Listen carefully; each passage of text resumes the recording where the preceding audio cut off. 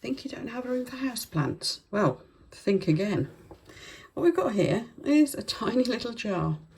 This was £1 from one of those bargain shops. Now, it would be better if it had got a glass top. It hasn't, but never mind, we can make sure it can get some light anyway. You could even fit a little tiny light in there if you wanted, I guess. However, I decided I wanted to grow something really cute in here. So I've got here an oak leaf fig. I'll put you all the fancy names for these things down below. It's ficus something or other, but I'll put all the names below because I am hopeless at remembering names.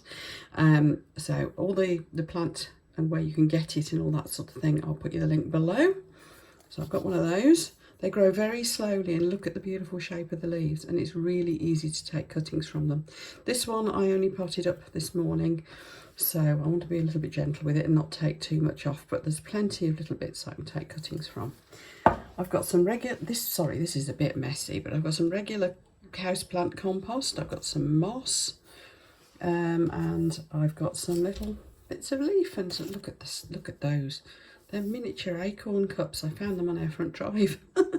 So we're going to put those in to make it all pretty. So first thing I'm going to do is put a little bit of, and this is entirely optional, a little bit of aquarium base, plant base in the bottom. I just find that helps to keep things sweet. And then the next thing I'm going to do is put a little bit of charcoal. And again, I'll put you the link for where I got this from down in the video description. This is it's usually used for fish tanks and things, but it's again helpful for keeping your terrarium sweet. Now, I've been doing a lot of terrarium stuff, so I just want to explain why and where I'm coming from with it. Now, I am no expert at all whatsoever on terrariums. If you want to see someone who really knows what they're doing with terrariums, try someone like Worcester Terrariums.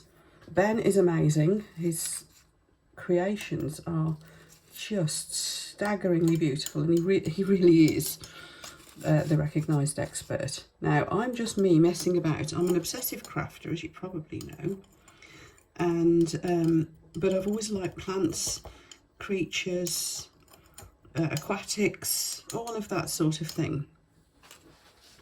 So this is just it getting out of hand again, basically. Now let me just get a cloth and wipe the front of it. Anyone who would like to find the Worcester Terrarium's YouTube channel, honestly, it's the most relaxing thing you'll ever watch. Ben's even got the most relaxing voice.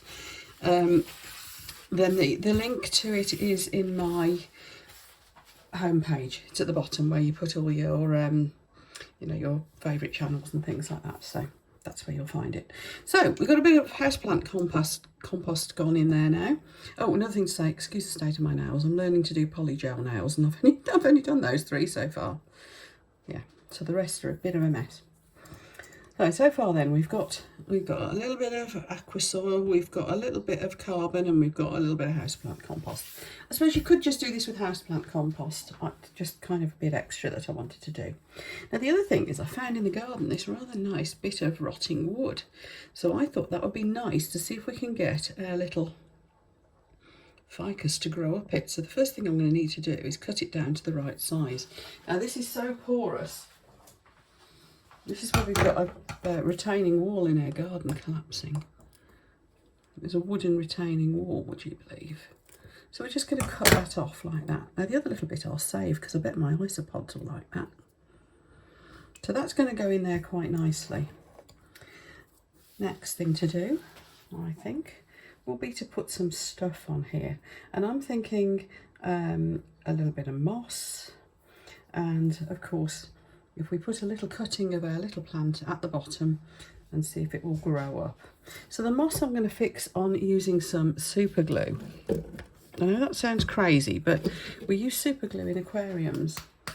And it's the Gorilla Glue super glue gel is what I tend to use.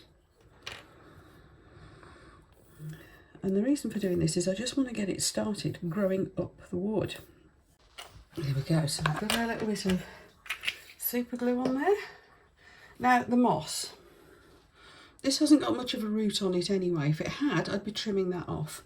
but I am going to give it a little wash.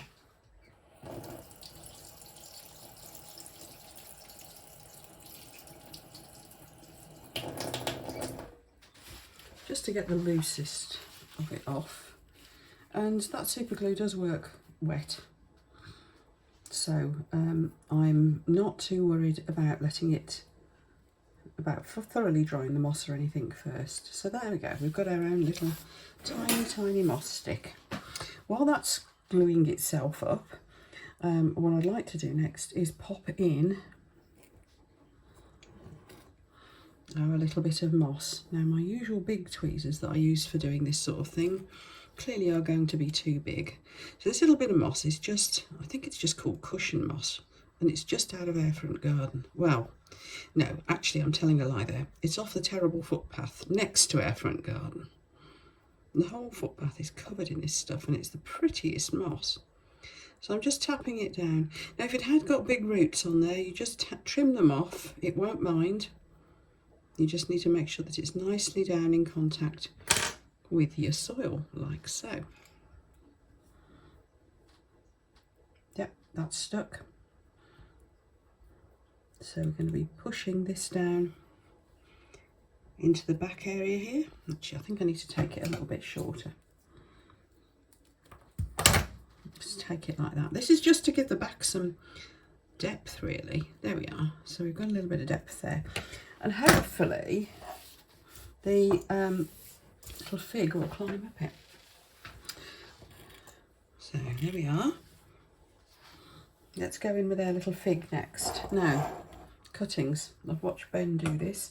And you take a little stalk. Now, if you can, with just, he says 3 to 5 leaves. Now, with this, it's kind of, it creeps and it climbs.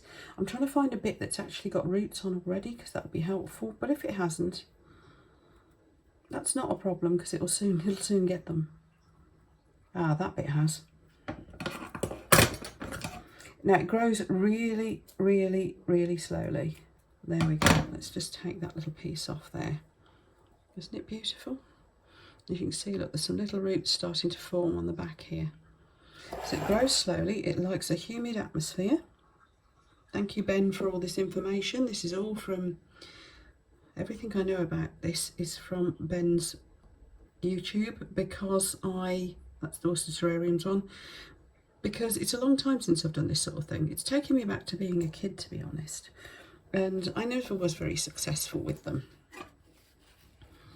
They would rot eventually. I was probably putting the wrong plants in. I was probably putting, you need to put bugs in there too. I've got some bugs now. Well, whether I can find enough. They've only just started, the culture's only just started. But you put bugs in.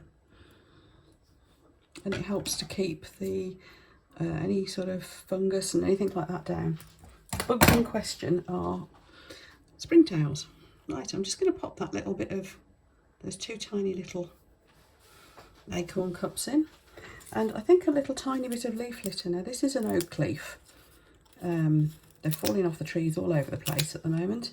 Now I'm only going to need a tiny bit, because this is such a tiny jar. But this will be good for the little critters that we're going to put in. So next is just to give it a little drop of water. Normally I would spray that in, but I don't have my spray bottle handy. Largely because it's got something else in it at the moment. It's got methylene blue in it from doing my fish eggs. So I'm just going to put a little drop like that.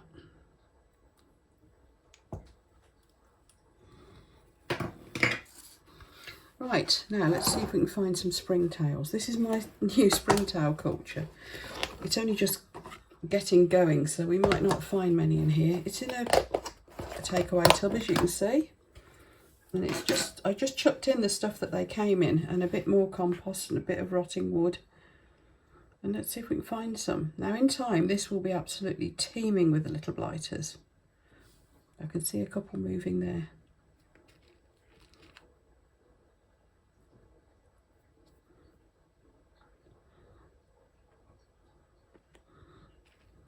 Where are, there's some. Yes, it's starting to happen. The little creatures.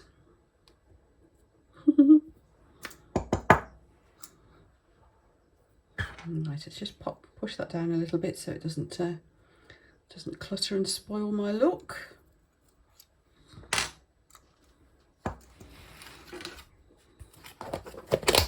Oh, actually, what I'll do, I'll put that leaf and these spare bits of wood in there as well.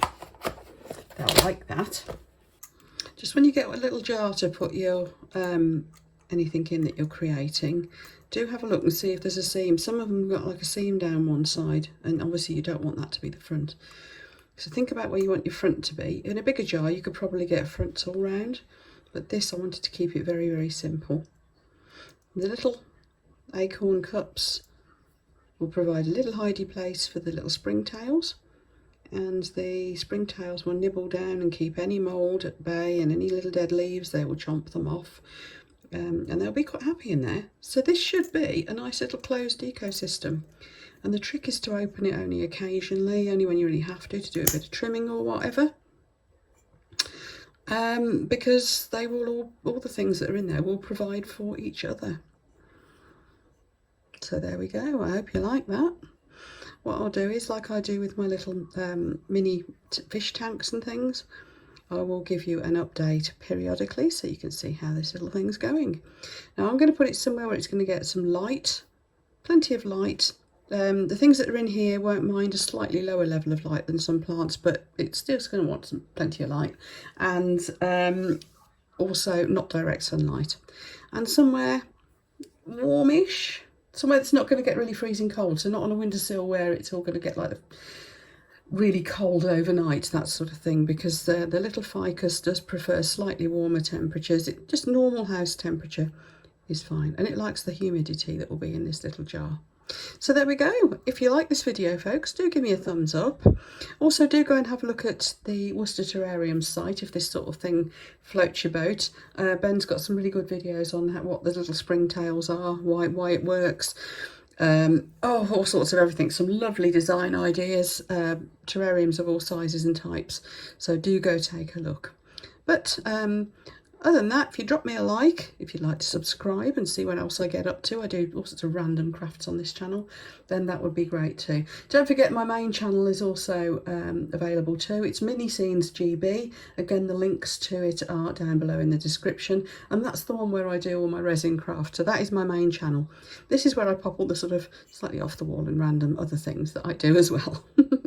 See you for the next video, folks. Bye.